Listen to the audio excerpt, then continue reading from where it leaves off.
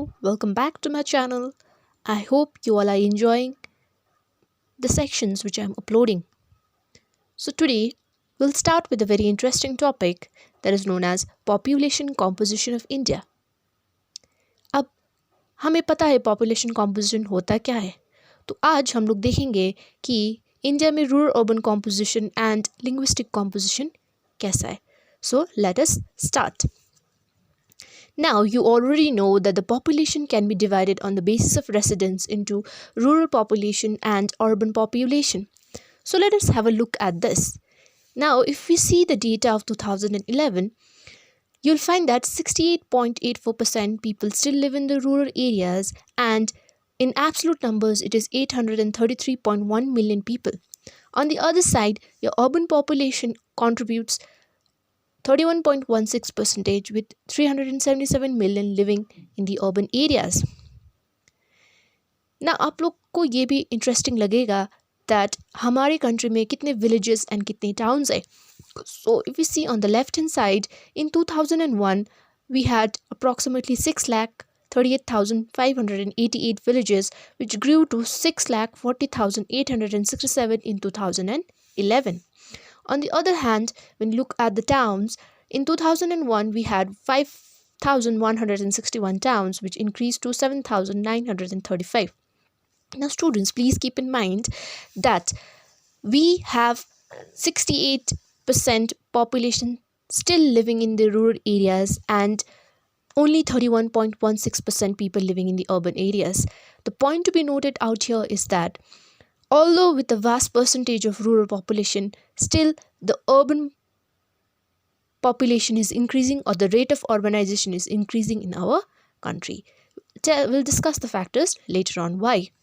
Now let us look at the dynamics of which state has the highest rural population and urban population. So the state with the highest rural population, in fact, are two, that's UP with 18.6% of total rural population and Bihar with 11.1% of total rural population.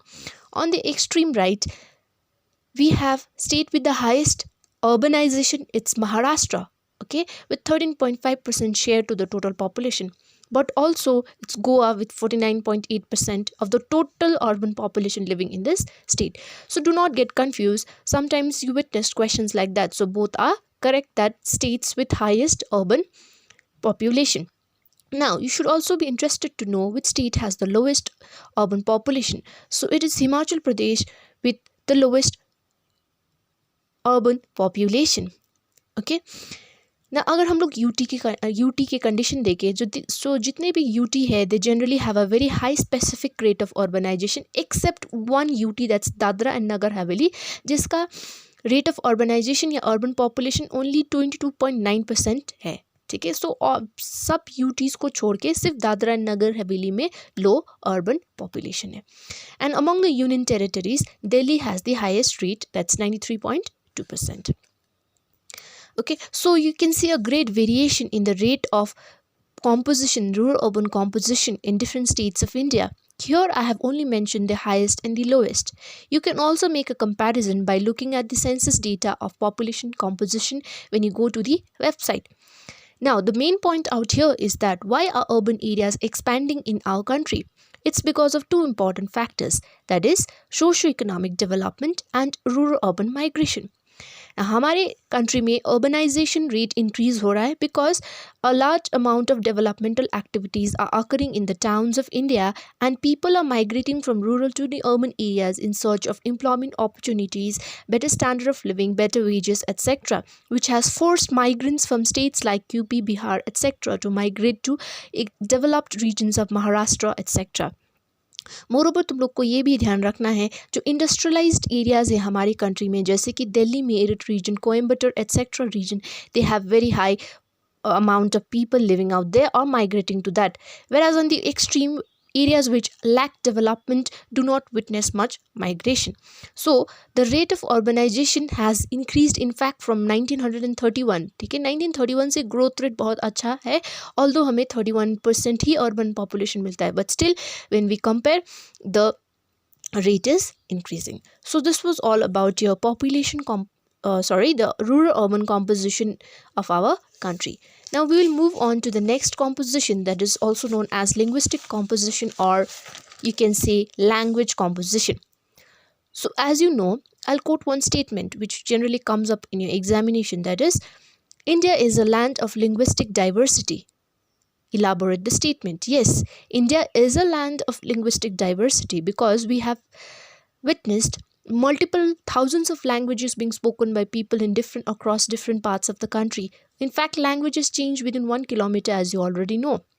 So basically, on an average, I'm just telling you, our population, okay, has also been divided according to the language speaking. So we have more than 122 major languages and 544 dialects, which however has increased, okay, if you have the current data.